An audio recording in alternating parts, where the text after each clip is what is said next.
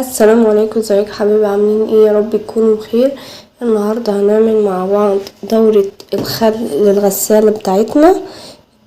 هنشوف مع بعض. طبعا انتوا عارفين ان كل الغسالات ليها المفروض كل شهرين او بالكتير 4 شهور دورة خل المفروض تنغسل، عشان الغسالة بتاعتنا تبقى نضيفة وتطلع الهدوم ريحتها نضيفة وريحتها حلوة كده، وما نشتكيش ان الغسالة بتاعتنا مش بتنضف الهدوم. فلازما كل شهرين او كل 4 شهور بالكتير الغسالة بتاعتنا نديها دورة خل ونسيبها تغسل نفسها. هتلاقي معانا الغسيل بتاعك بينضف. طبعا احنا اول حاجة هنشوف المكان بتاعها اللي طبعا بيلم الغبر يبقى كده. طبعا انا مرضتش انضفها غير عشان اوريها لكم معانا. طبعا ده اللي بيبقى في الجنب بيلم كل الغبر والوساخة بتاعت الغسالة. طبعا كده هي بقى لها، انا سبتها حوالي 3 أو 4 شهور ما نضفتهاش عشان انضفها معاكم. شايفين الوساخة اللي فيها والغبر ده كده احنا بنخلعه اهو. شايفين يا جماعة الغبر اللي فيها كده؟ الغسالة بتاعتنا تطلع الهدوم ريحتها وحشة وما تنضفش معانا الهدوم كويس. فاحنا بنخلع ده الاول وبنغسله وننضفه كويس، وبنبدأ بعد كده نرش الخل في كل حتة. طبعا ده مكانه اهو، بس الصورة عشان الاضاءة، ده مكانه ان نبدأ نرش فيه خل ونرش في الغسالة بتاعتنا كلها كده في الجنب عشان الغسالة بتاعتنا تنضف معانا. يلا الاول نغسل ده وننضفه من الغبر اللي هو موجود فيه الاول اهو. بعد كده بقى الحوض بتاعنا ونبدأ نغسل الخزنة بتاعت الغسالة وكل الغبر اللي فيه ونطلعه.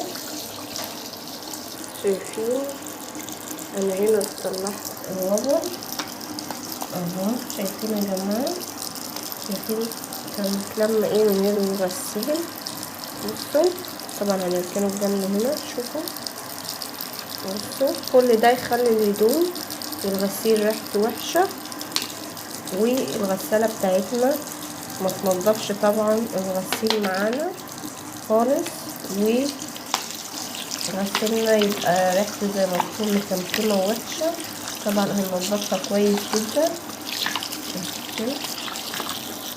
طبعا انا هنا فكيتهم من بعض عشان اعرف انضف ده، بس عشان مطولش عليكم الفيديو. اهو بتغسل كده اهو. بعد كده بقى بنيجي من الدخلة دي بتاعتها اهو وبندخلها هنا كده اهو.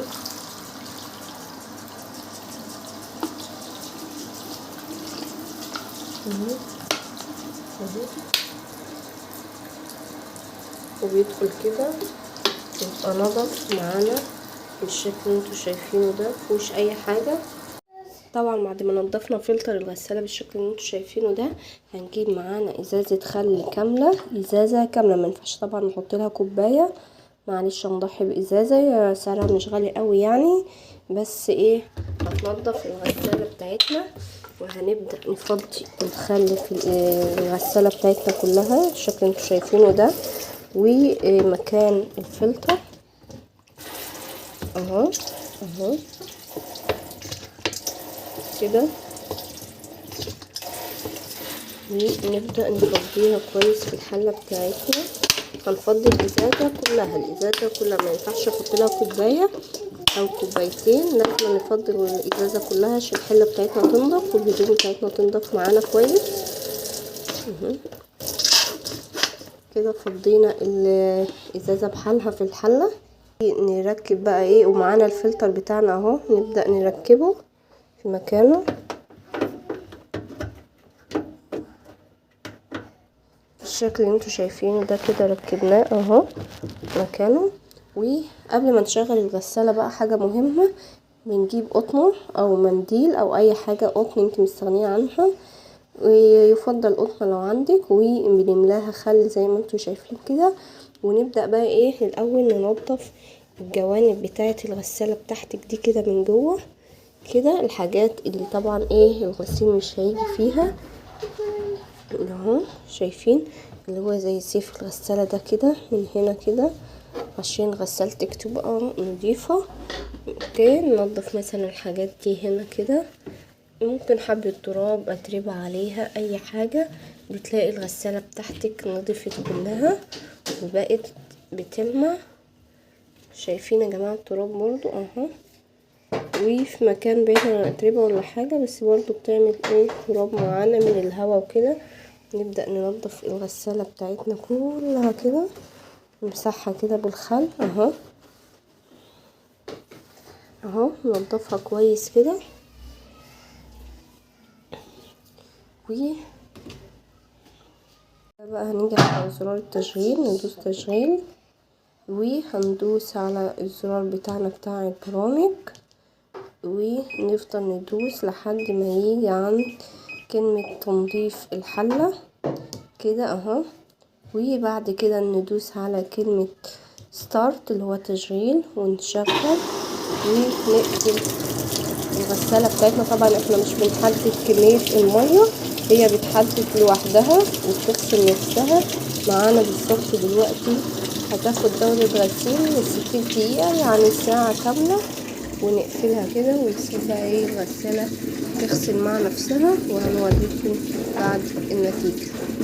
وبكده تكون دورة الخل بتاعت الغسالة خلصت يا جماعة، والغسالة بتاعتنا نضفت ما شاء الله عليها.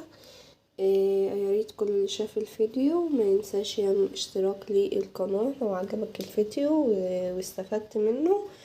وان شاء الله اللي هيمشي بالطريقة دي ان شاء الله الغسالة هتبقى بتنضف معاه كويس البقع وتزيل اي حاجة في البقع، وريحة الهدوم هتبقى كويسة وهتغنيكي عن اي معطرات او اي حاجة تحطها اضافية تاني في الغسيل.